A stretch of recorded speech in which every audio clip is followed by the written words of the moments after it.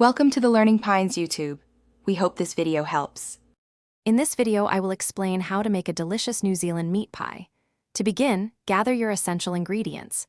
You'll need 1 pound of lean ground beef, 1 medium onion, and 2 cloves of garlic for the savory base. Also, have 1.5 cups of rich beef stock and 3 tablespoons of flour ready. Don't forget 2 sheets of pre-rolled puff pastry and about 3/4 cup of sharp cheddar cheese.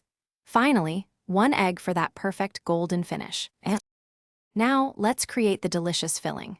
Begin by browning your 1 pound of ground beef with finely diced onion and minced garlic until the beef is no longer pink.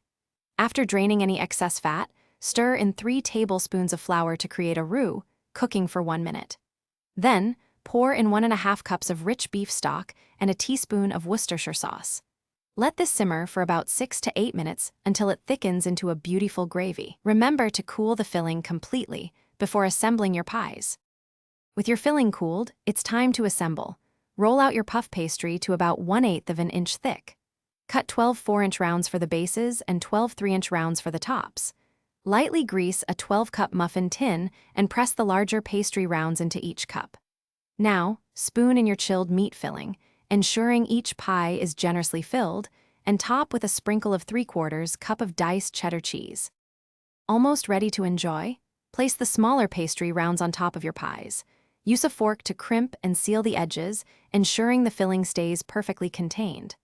Don't forget to cut a small slit in the top of each pie to allow steam to escape during baking.